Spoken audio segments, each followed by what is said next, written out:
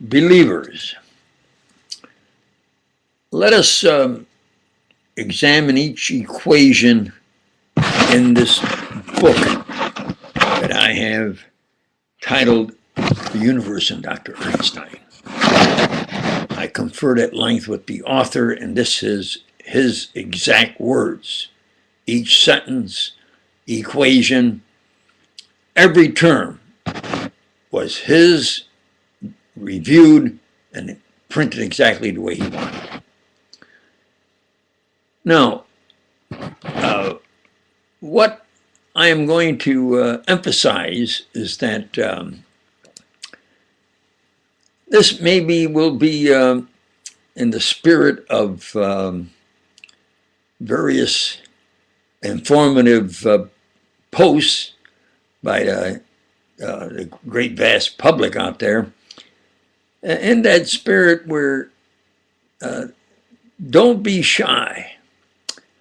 You are going to be a critic, put forward your opinion of somebody they hype as the smartest. And you read his material and or listen to what I present, and then you decide. Because yours truly was in that position, and back then you didn't dare to raise your voice for someone who was hyped as so high a position. Okay.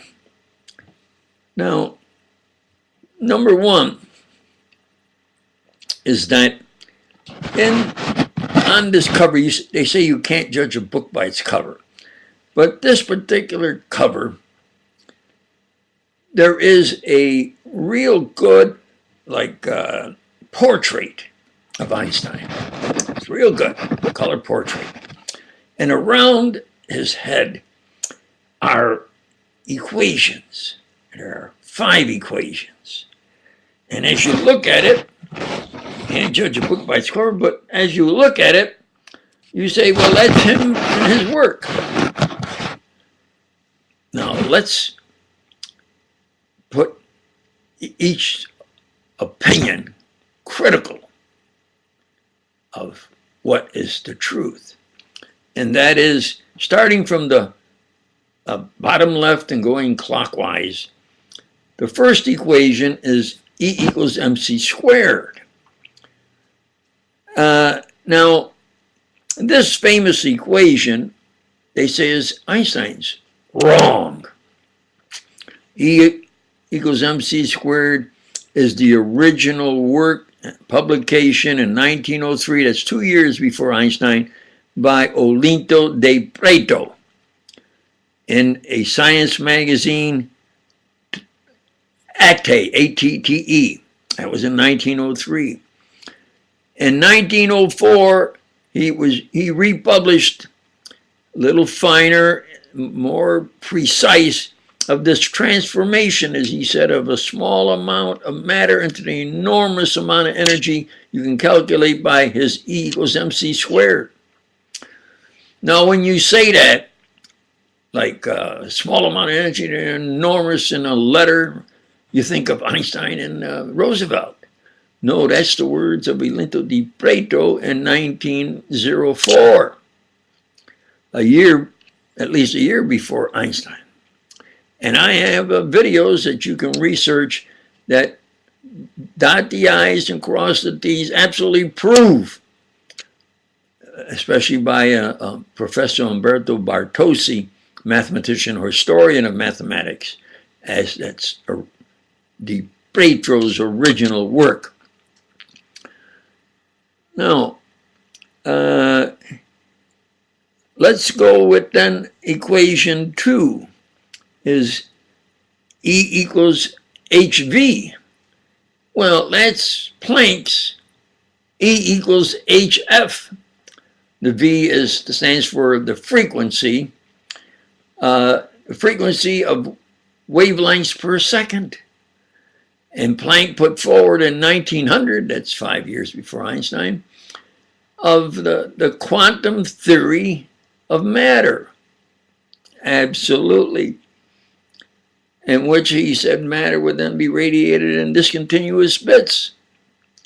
It's not Einstein's original work, it's Planck's. E equals HF or E equals HV. The third equation is M equals M sub O over the square root of 1 minus V squared over C squared. Now, if you put M sub O, which is rest mass, you put that as unity 1. Now what you have is precisely the critical term of Lorentz and Lorentz's transformation. And that is 1 over the square root of 1 minus V squared over C squared. And that became so popular, they say, oh, that's the relativistic term of Einstein.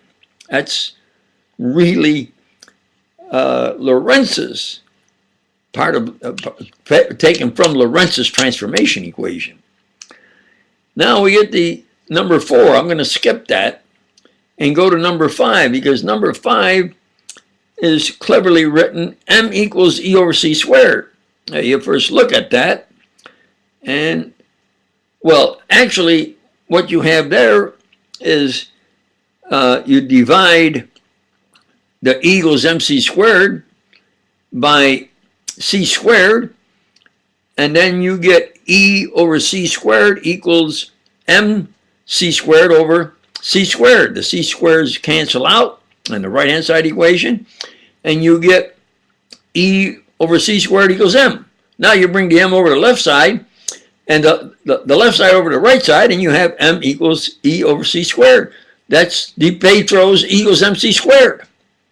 All of these now are before 1905, when Einstein put forward what's called his original work. Now, you get to the fourth equation is lambda equals H over mv.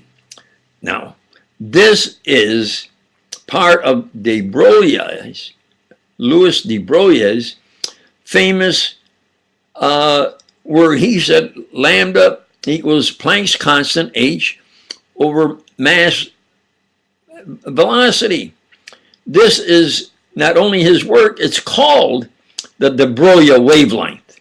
So now as you look at the cover, you can't judge a book by its cover, but maybe in this instance, yes, Einstein is portrayed there in these equations, but the equations are not his original work.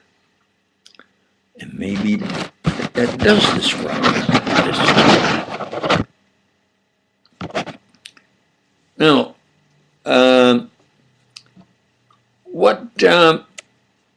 what I will say about the first 3 chapters is that noteworthy is Einstein talks about equals HV.